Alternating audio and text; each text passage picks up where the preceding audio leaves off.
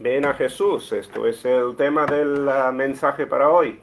La semana pasada vimos que la salvación está a mano, o sea, que está aquí. Dios ha hecho todo. Bueno, la semana anterior vimos acerca de la elección, que Dios ha escogido salvar. Dios de su parte ha ido a por nosotros, ha ido a por los humanos, ha puesto la salvación ahí y solamente pues hay que responder. Eso vamos a ver hoy. El mensaje de hoy pues es mucho saltar al Antiguo Testamento. Bien, Pablo cita creo que 5 o 6 veces pasajes en el Antiguo Testamento. Cita a Moisés, a Isaías. Así que bueno, vamos a ver cómo Pablo utiliza la Biblia entera para enseñar lo que vamos a ver hoy, que es esta idea, ¿no? La salvación está allí, pero la salvación no es algo pasivo. La salvación no es algo que hace Dios sin parte humana, ¿no? Hay que responder a la salvación. Vamos a empezar orando. Después tendremos un pequeño resumen de lo que hemos visto hasta ahora en el libro de Romanos y continuamos en el capítulo 10. Nuestro Padre, te damos gracias por traernos aquí, gracias por el privilegio que es estudiar tu palabra. Pido que bendigas ahora, pido que nos ayudes a glorificarte, pido que todo lo que hagamos sea para tu gloria. Y te pedimos pido que me ayudes a mí a hablar claramente de tu palabra hoy, y te lo pedimos en el nombre del Señor Jesús. Amén. Muy bien, pues resumiendo en capítulo 1, Pablo habló de la importancia del Evangelio. Esto es inmensamente importante para todos. Dice que la justicia de Dios es perfecta. El inicio de todo lo que es el hablar del Evangelio, hablar de la salvación, todo recae en esta idea de la justicia de Dios. El inicio es ese, ¿no? Dios es absolutamente justo. ¿Qué significa eso? Que Dios exige obediencia a su ley, y el que no obedece le castiga. Bien, ese es el fundamento de la idea de la Biblia. No es posible empezar el camino cristiano, no es posible empezar o llegar a ninguna parte sin entender esta idea de que Dios exige la justicia. Dios es absolutamente justo y exige de nosotros la justicia. Ahora, eso nos pone en lugar complicado, porque también dice Pablo aquí, ¿no?, que no hay ninguna persona justa. Dios es justo, Dios exige justicia, pero no hay ni un justo. Y ahí es donde, o sea, eso es el inicio de lo que es la salvación, las noticias tremendas de la transacción que hizo Dios para convertirnos en justos. Dice el capítulo 3 que la ley no puede salvar a nadie. La ley, hablamos del código moral de Dios. En términos generales, hablamos de lo que Dios le enseñó a Moisés en el monte Sinaí, las normas que él dio, pero abarca no solo eso, sino pues todo lo que Dios llama bien y mal. Antes de Moisés, pues la gente tenía, Dios enseñó lo que estaba bien y lo que estaba mal, ¿no? Empezando con Adán y Eva, Dios dio ley. Dios les dijo, de todo árbol podéis comer, menos de este, ¿no? Y dio las consecuencias de romper la ley. El día que comas de este árbol morirás, ¿bien? Cuando Dios dice, cuando Pablo dice la ley no puede salvar, está diciendo nadie puede ser salvo porque ha cumplido todas las instrucciones de Dios. Otra vez, porque hemos visto que somos todos pecadores. Nadie es capaz de cumplirlos, ¿no? Somos demasiado débiles. La ley, ¿para qué sirve entonces? Sirve para demostrar el pecado. O sea, la ley es el metro, ¿no? La ley es lo que nos dice hasta dónde hemos alcanzado. En el caso de todos, no hemos alcanzado la perfección. ¿Cómo fue salvo Abraham? Porque Abraham fue salvo, ¿no? Abraham está hoy en el cielo. ¿Cómo fue salvo él? Pues fue salvo por su fe, no por obras. No fue salvo por haber cumplido la ley. De hecho, Abraham vino antes de Moisés, ¿no? No existía ni siquiera la ley de Moisés en sus días. Abraham fue salvo por su fe en Dios, y esto nos lo dice Génesis muy claramente. Y aquí en el capítulo 4 Pablo desarrolla esta idea. Abraham no fue perfecto, pero confió en Dios. Y confió en Dios, ¿por qué? Porque le conocía a Dios. Sabía que Dios tenía poder para hacer lo correcto. Y no solo Abraham, habla de David y otros del Antiguo Testamento que fueron salvos por la fe. Nosotros también por la fe obtenemos justificación. Dijimos que antes que Dios es justo y exige justicia, pues justificación es nosotros ser declarados justos, ¿no? O sea, cuando una persona pasa el juicio de Dios, ¿no? Y Dios le declara inocente. Por la fe obtenemos justificación y salvación. Por la fe, no por obras, no porque no hayamos roto nosotros la ley, porque todos hemos roto la ley, pero podemos ser declarados justos por nuestra fe en Dios, la fe en su obra. En el 6 vimos que todos somos siervos de un maestro, todos empezamos sirviendo a la carne, pero al ser salvos reemplaza el Señor Jesús a la carne, ¿no? O sea, empezamos a servir a Cristo en vez de a la carne. Y todos somos siervos del uno o del otro. Somos hechos libres de la ley.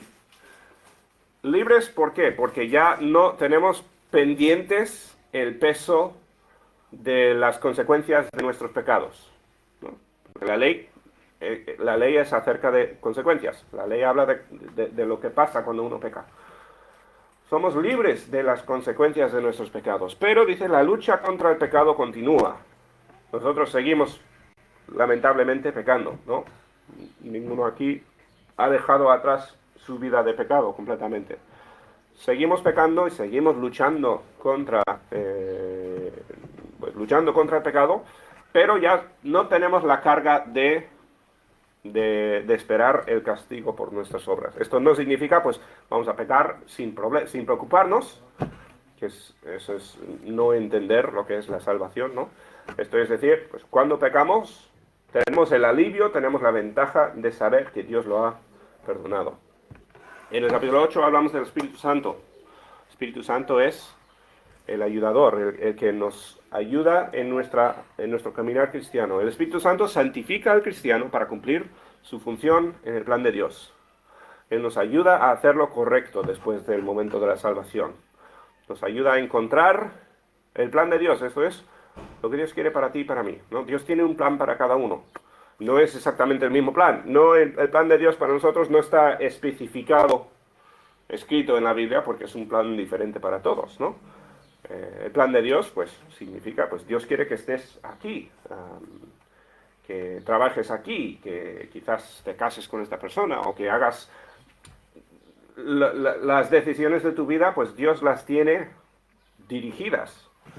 Y el plan de Dios es siempre el camino ideal, el camino perfecto para cada uno. El Espíritu Santo es el que nos ayuda a encontrar y seguir ese plan. En el 9 vimos que la salvación no es para todos, ¿no? Tristemente no va a ser salvo todo el mundo. Dios elige salvar.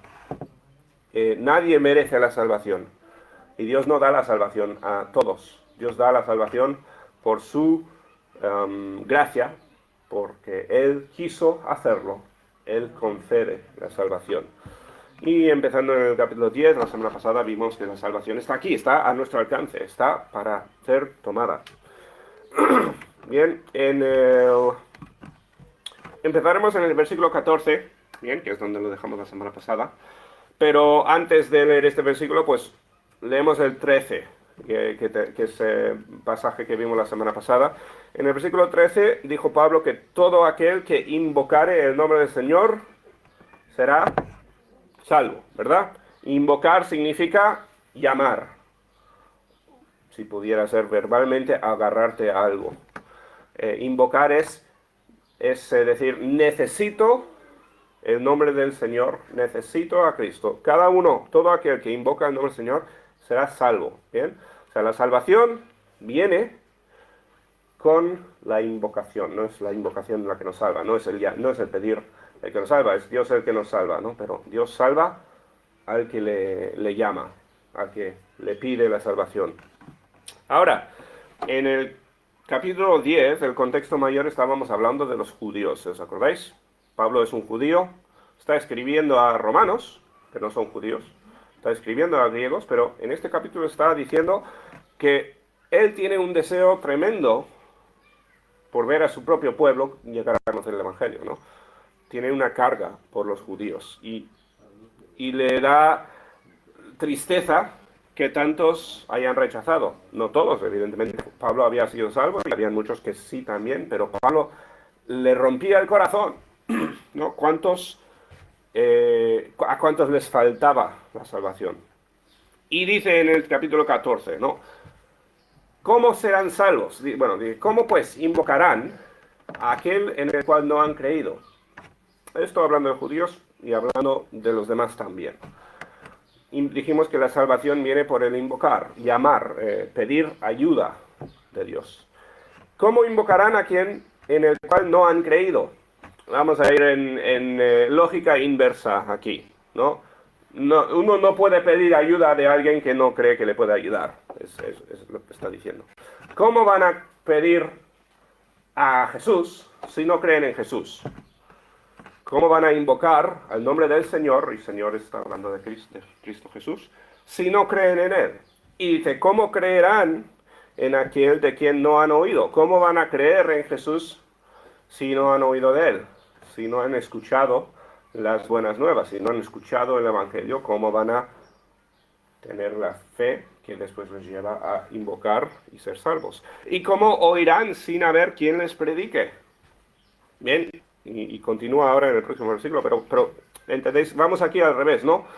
¿Cómo ocurre la salvación? De normal, hay excepciones, ¿no? Pero de normal, una persona predica, la palabra aquí predicar no estamos hablando de un predicador detrás de un púlpito, no, estamos hablando de uno que proclama, un proclamador, alguien que cuenta acerca de Jesús. Bien, esto es el rol de todo cristiano. Uno proclama, uno habla de Cristo para que otro lo oiga, ¿no? Para que escuche las buenas nuevas, para que crean en Cristo, para que después invoquen al Señor para la salvación, ¿no? Ese es el proceso que lleva a la salvación. Ahí después, como digo, hay personas que han venido a Cristo sin una persona que les certifique, encontrando la Biblia o por otros medios, ¿no? Pero esto es la forma general, la forma normal de que alguien venga a Cristo. Seguramente si preguntáramos aquí a todos los que han sido salvos, pues ¿cómo llegaste tú a Cristo? Pues seguramente todos, ¿no? Alguien te habrá contado acerca del Señor Jesús para que después creas, para que después invoques o pidas ayuda del nombre de Cristo, ¿no? Así es como funciona. Este versículo es un versículo muy conocido. Se usa muchas veces cuando se habla de las misiones y en conferencias misioneras y cosas así.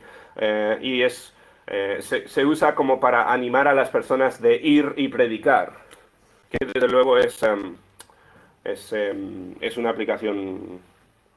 aplicación aceptable, ¿no? De eso habla el versículo. Pero Pablo no está escribiendo este versículo para animar a la gente de salir a predicar. Eso no es el propósito aquí del versículo en el capítulo 10 de Romanos. Pablo nos está llevando a un argumento, bien, acerca de los judíos y de los demás, por extensión también, por los gentiles también. Pero nos está llevando a lo que son las cosas necesarias para que alguien venga a Cristo, que es, como dijo Pablo en el versículo 1, su deseo para los judíos. Él quiere que los judíos sean salvos. ¿Qué es lo que necesitarían? Necesitarían invocar, creer, que alguien les predique y que lo oigan, ¿no? Y dice el 15, ¿y cómo predicarán? O sea, ¿cómo predicará alguien acerca de Cristo si no fueren enviados? La palabra ahí enviado es apóstolos, es de lo que viene la palabra apóstol, ¿no? ¿Cómo va a predicar nadie de Cristo o cómo va a proclamar el Evangelio nadie si no es enviado para hacerlo?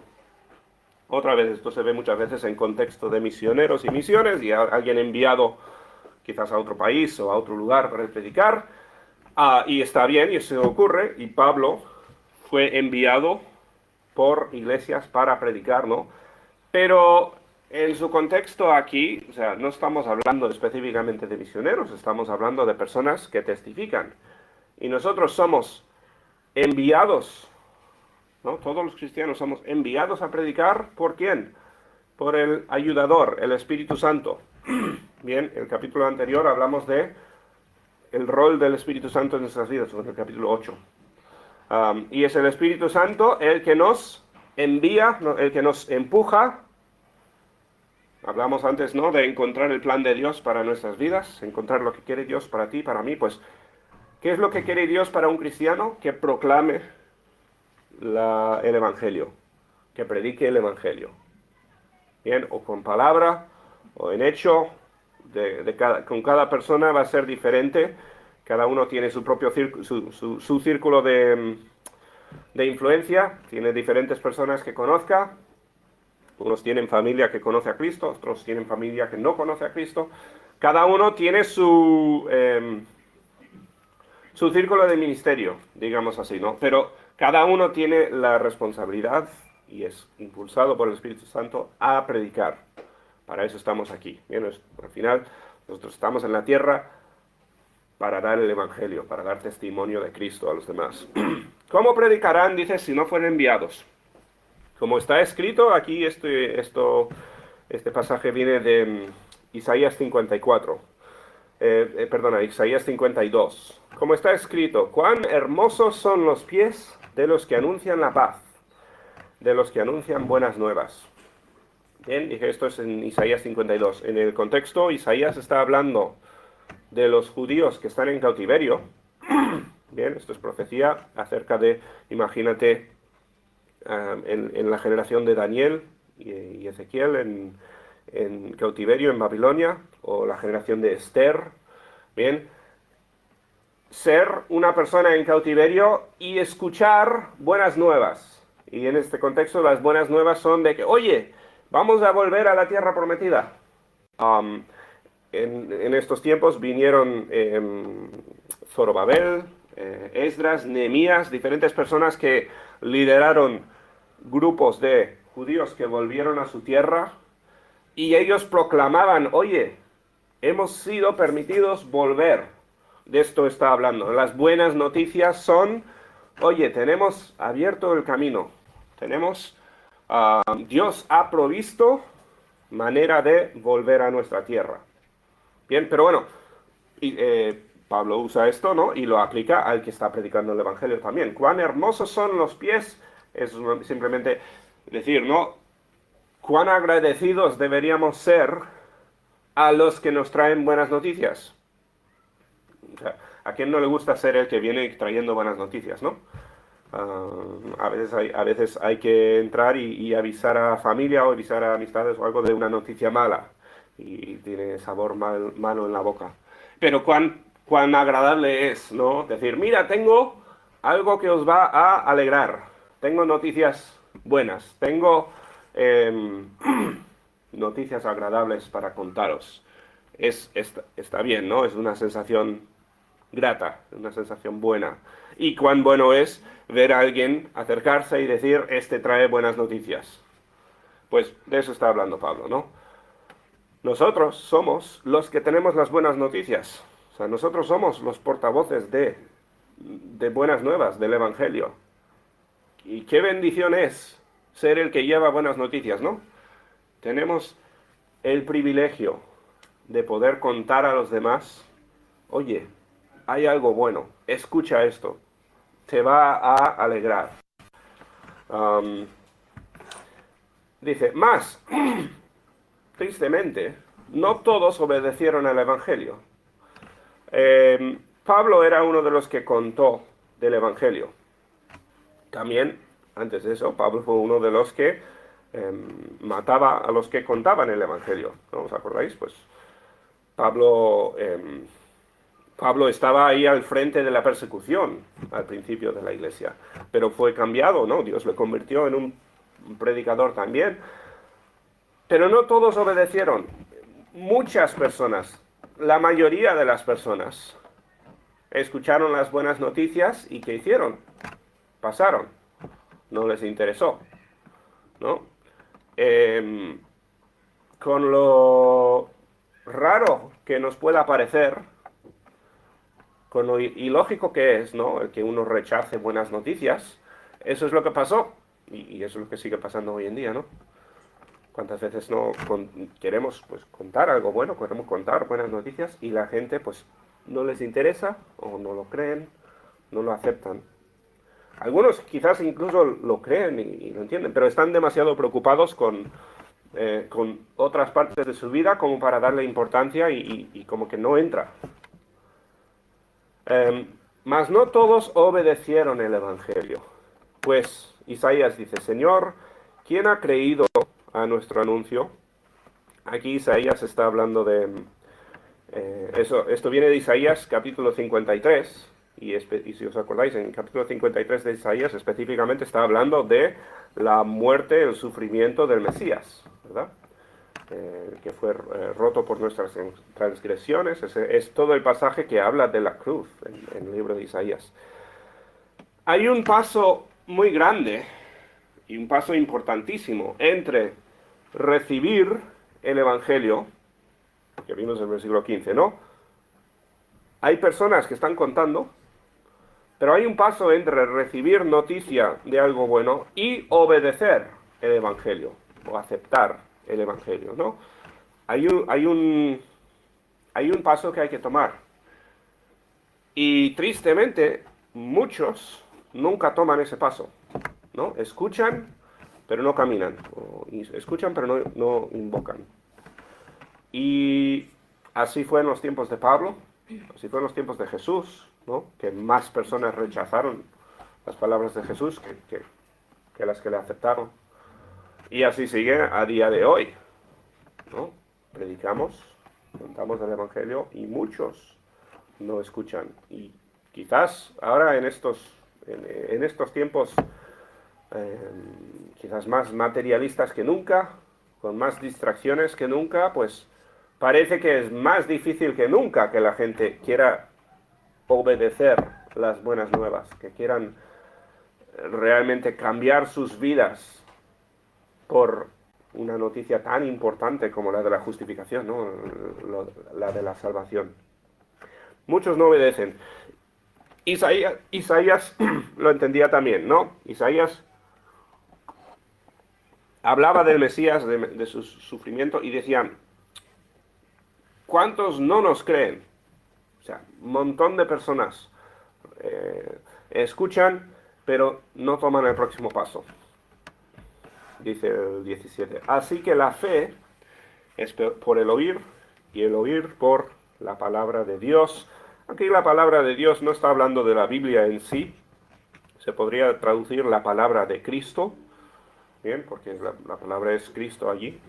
La fe, que dijimos que, o sea, si estamos operando al revés aquí otra vez, ¿no? Dijimos que solo el que cree invoca. Pues la fe, ¿de dónde viene? Viene del oír. O sea, nadie va a tener fe si no escucha primero. Y nadie va a escuchar primero si no si no escuchan la palabra del Señor. Las noticias del Señor Jesucristo. Es lo que está diciendo aquí. Nosotros no podemos controlar cómo va a aceptar a alguien. O no podemos controlar el que otra persona acepte el Evangelio, obedezca el Evangelio. No podemos. Ojalá, ¿no? Ojalá pudiéramos hacer más para que la gente recibiera las buenas noticias. Pero está fuera de nuestras manos. Lo único que podemos hacer es presentar el Evangelio, ¿no? Ponerlo allí, contar acerca del Señor Jesucristo, ¿no? Hasta allí podemos nosotros. Después de eso, ellos tienen que tomar la decisión.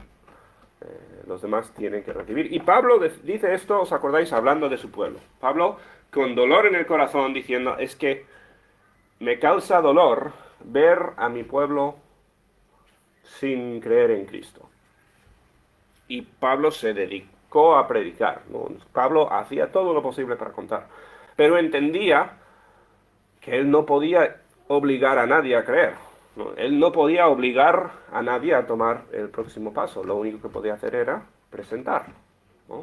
De allí ellos tenían que tomar el próximo paso.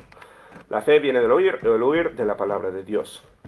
Pero digo, no han oído, esto hablando otra vez en el contexto de Pablo, pues de sus compatriotas. No han oído, antes bien, y aquí cita de a ver si alguien me dice dónde, a ver si reconocéis de dónde es, ¿no? Por toda la tierra ha salido la voz de ellos, y hasta los fines de la tierra sus palabras. Esto viene en un salmo muy conocido. Salmo 19, ¿os acordáis? El Salmo 19, el versículo 1 dice, los cielos cuentan la gloria de Dios, el firmamento anuncia la obra de sus manos.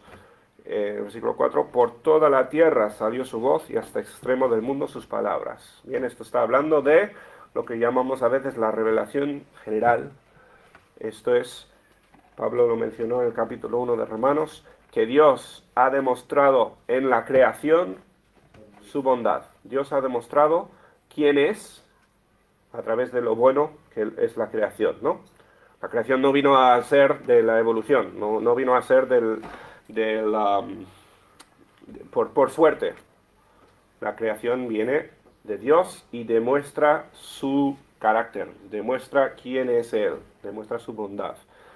Pablo dice entonces, ¿no han oído? Bueno, la Escritura dice que han oído, han escuchado de la revelación general de Dios. O sea, han escuchado todos los judíos, y por extensión todos los demás también, ¿no? Pero han escuchado acerca de la bondad de Dios, porque han visto la creación, ¿no? Simplemente por existir aquí en la tierra han visto lo bueno que es Dios. Ahora, antes estuvimos hablando de revelación específica. Hay revelación general, que es la creación, que cuenta acerca de Dios, y revelación específica, que es la palabra de Dios. Cuando una persona cuenta del Evangelio a otra persona, pues eso ya es revelación específica o especial. Y las dos son importantes aquí, ¿no? Pero Pablo dice, a ver, todos mis compatriotas han visto lo bueno que es Dios. Todos han oído acerca de Él a través de la creación. También digo, ¿no ha conocido esto Israel? Primeramente Moisés dice, y aquí, otra vez, Pablo está frustrado. Pablo está preocupado por su pueblo, ¿no? O por lo menos está sintiendo dolor por su pueblo, porque han oído de la revelación general, han oído testimonio de los que han predicado, pero dice, y ahora cita de Deuteronomio 32. Os dije, hoy hay muchas citas del Antiguo Testamento y es un poquito más difícil de seguir, lo siento, pero bueno, Pablo está argumentando, usando pasajes bíblicos para ilustrar lo que dice, ¿no? Primeramente Moisés dice, yo os provocaré a celos con un pueblo que no es pueblo, con pueblo insensato os provocaré a ira. Esto lo dice Moisés, esto es poco antes de que entren los judíos a la tierra prometida, en el libro de Deuteronomio. Y Dios, bueno, estas son palabras de Moisés, pero Moisés está hablando de que Dios va a bendecir a los judíos únicamente cuando le siguen. Y si no le siguen, ellos van a ser castigados por medio de estas otras naciones alrededor. Y lo que ocurrió tantas veces, ¿no?, en el Antiguo Testamento es que los judíos pues abandonaron a su Dios, empezaban a seguir dioses falsos, empezaban a distraerse con lo que enseñaba el mundo, lo que tenían a su alrededor, y otros pueblos, otras naciones alrededor les hacían daño, ¿no? Les llevaban al cautiverio. Pablo dice esto para decir básicamente, los judíos en el día de Pablo, bien, están siendo casi dejados atrás, en un sentido, porque alrededor de los judíos están viniendo a Cristo tantas otras personas. Y acordaos, ¿no? Pablo estaba escribiendo a la iglesia en Roma. La iglesia en Roma, pues, está fuera de Israel. Y en tantos otros sitios fuera de Israel, hay muchas personas viniendo a la fe en Cristo. Están siendo salvos, están arrepintiendo, están recibiendo la justificación. Y es como que los judíos se están perdiendo las buenas noticias. Y eso es lo que a Pablo le preocupa y le duele. Alrededor, tantos están viniendo a Cristo. Y esto no es decir que no venían los judíos también. Habían muchos judíos cristianos. Bien, habían en Jerusalén en estos tiempos estaba Santiago de pastor, había la iglesia y hubieron cristianos en Israel hasta que Israel fue esparcida por el Imperio Romano después, pues hubieron muchos que vinieron a la fe ahí también. Pero Pablo se preocupa que no hubieran más, ¿no? O sea, es como que ojalá más personas de mis compatriotas, más personas de mis hermanos vinieran a Cristo. Y Pablo yo creo que veía fruto alrededor, veía muchos viniendo a Cristo en los lugares alrededor, pues si leemos simplemente los nombres de las epístolas, ¿no? Entre los corintios, los de Tesalónica, los efesios, romanos, todas estas iglesias que iban formándose y creciendo fuera de Israel, porque la gente aceptaba las buenas noticias y él veía como su propio pueblo, no tanto. Le era una carga. Yo creo que aquí en este pasaje vemos un poco la emoción de Pablo, la preocupación que tiene por su pueblo.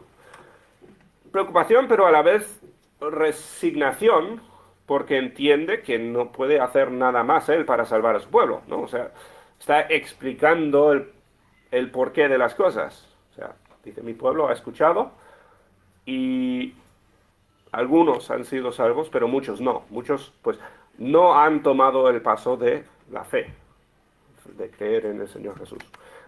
Bueno, dice, en un sentido, pues son dejados atrás por otros pueblos.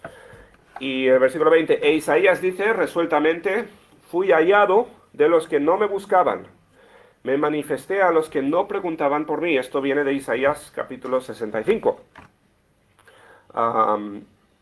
Y allí Dios está diciendo que muchas veces los que son salvos son los que, o no son los que nos esperamos. Y esto creo que es lo que ocurrió en el contexto de Pablo. Él se esperaba que los judíos que tenían la ley, que tenían acceso, Jesús había vivido en Israel, le habían visto muchos en persona a Cristo. Pablo tenía la esperanza de que vinieran más a la salvación y no era el caso. Pero después veía como alrededor más personas aún venían a Cristo y no era lo que se esperaba. Y nos lo explica, pues, del libro de Isaías, ¿no? Esto ocurrió, esto es lo que Dios dijo que iba a ocurrir. Los que no tenían tantas probabilidades de conocer a Cristo, por no ser judíos y no haber recibido la ley, ¿no? Por haber nacido fuera de Israel, estas personas eran en gran parte los que habían sido salvos y los que se esperaba que fueran salvos, no. Es la idea. ¿Y cuántas veces no es así en nuestra experiencia también, ¿no? Tantas veces veo a alguien que dice que está a un pasito de la salvación. No entiendo por qué no cree, no entiendo por qué no toma el próximo paso, o por qué no cree, por qué no es salvo esta persona. Y después una persona que, pues, encontró un folleto en el suelo medio roto, lo leyó y a través de eso vino a Cristo, ¿no? Una persona que nunca te esperarías que viniera a la salvación, pero él sí. A veces,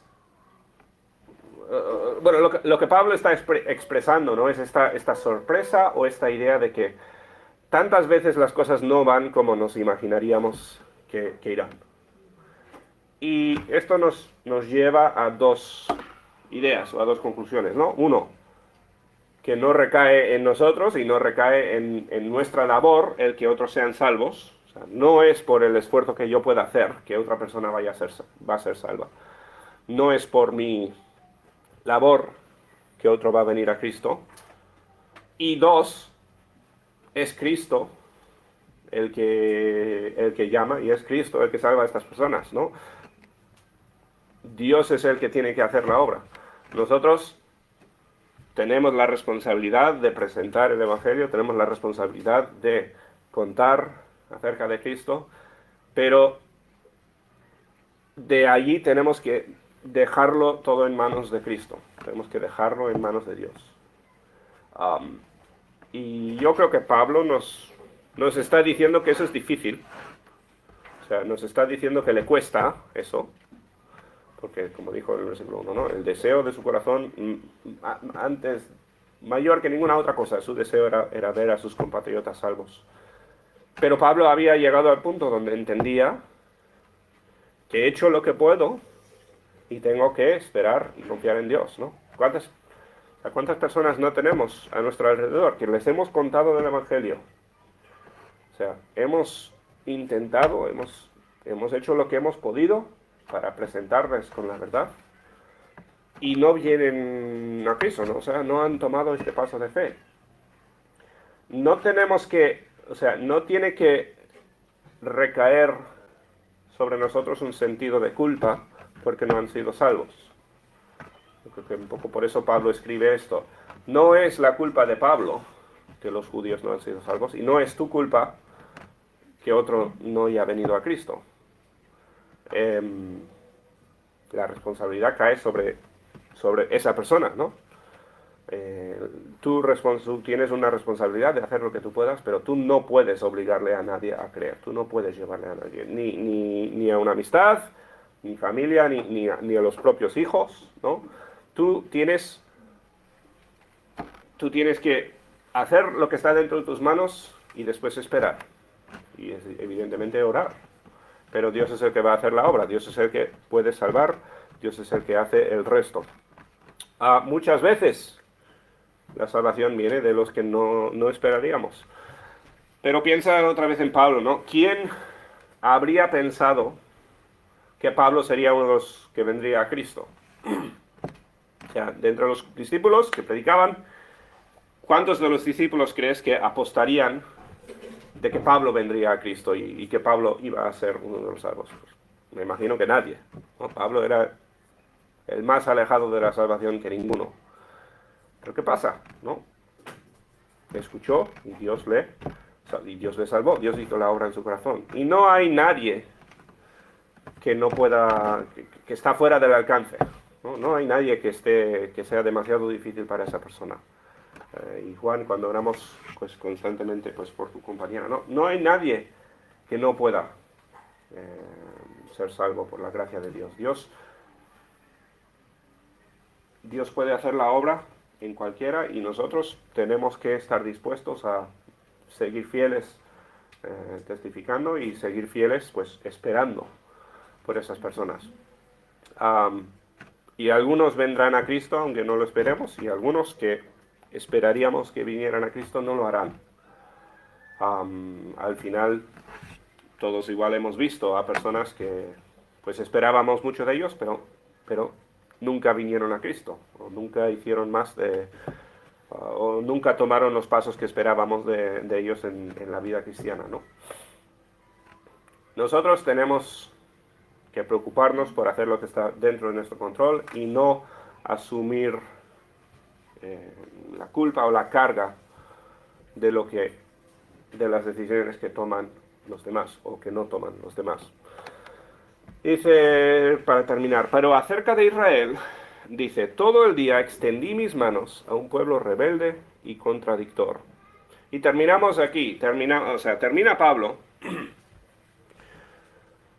con las palabras de Dios. Y esto es Dios hablando de su paciencia con Israel.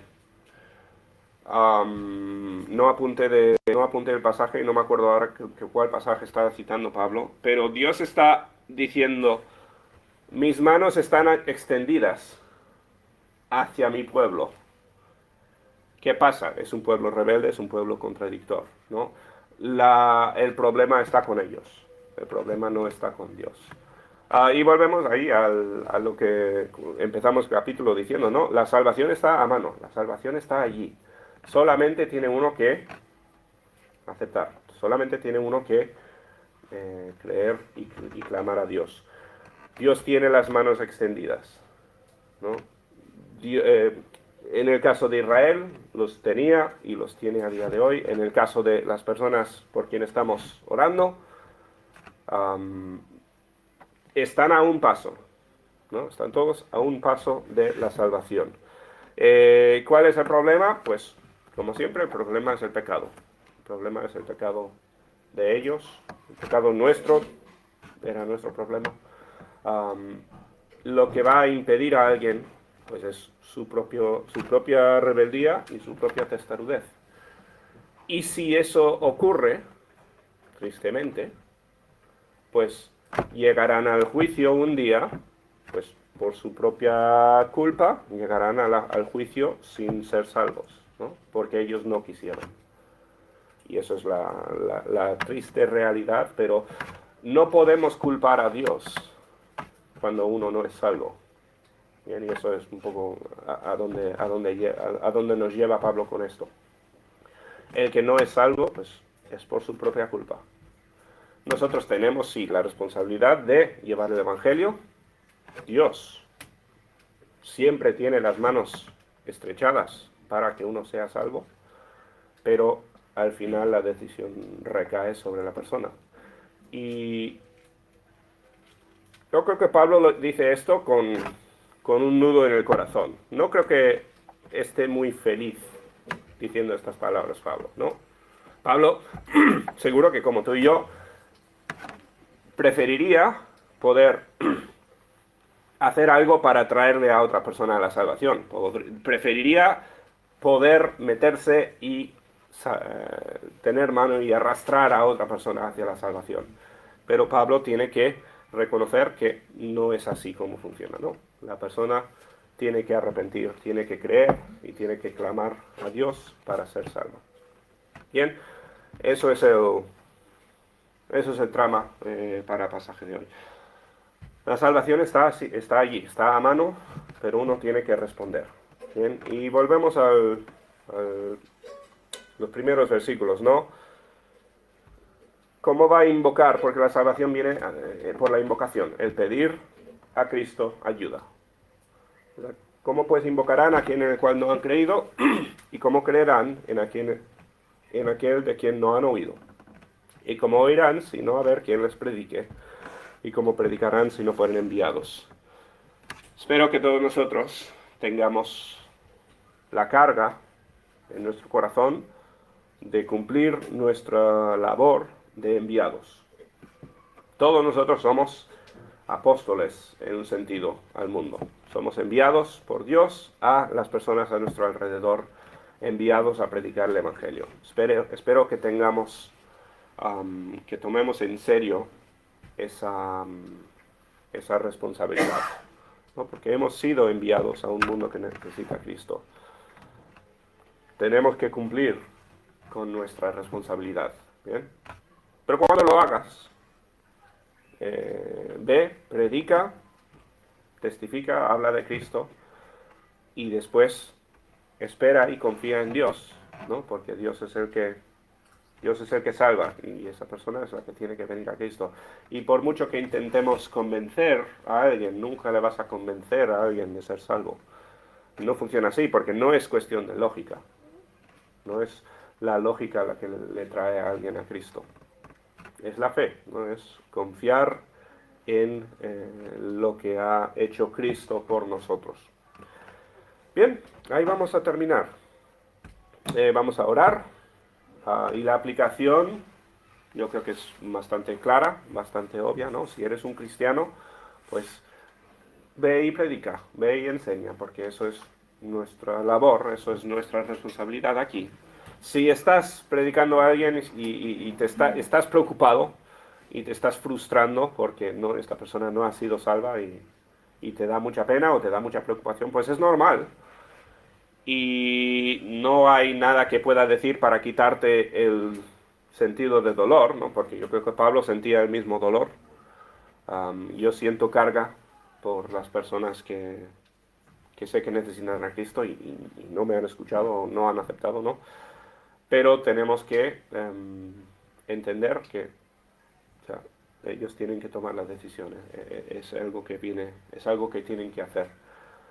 Que Dios nos ayude a ser fieles en testificar y a confiar más en Él, ¿no? Nuestro Padre, damos gracias por la palabra hoy, gracias por pues, la enseñanza que seguimos viendo aquí de Romanos. Pido que nos ayudes a todos a ser fieles, testificando, compartiendo la verdad. Pedimos por los seres queridos de todas las personas aquí, familia, amistades, compañeros de trabajo, personas que conocemos, que estamos testificándoles y que aún no han sido salvos. Pedimos, Señor, que obres, que nos des la sabiduría, desde luego, de poder compartir de la mejor forma el Evangelio, pero ayúdanos también a descansar entendiendo que hemos hecho lo que hemos podido hacer, ¿no? Y pido que nos des paz en el corazón y nos ayudes a entender que tú siempre vas a hacer lo correcto y tú siempre vas a ser justo. Pido que bendigas, pedimos que más personas vengan a ti y pues como Pablo oramos por estas personas y lo ponemos todo en tus manos. Te pido por cada persona aquí que nos des una buena semana de bendición y de oportunidades para testificar. En el nombre del Señor te lo pedimos todo. Amén.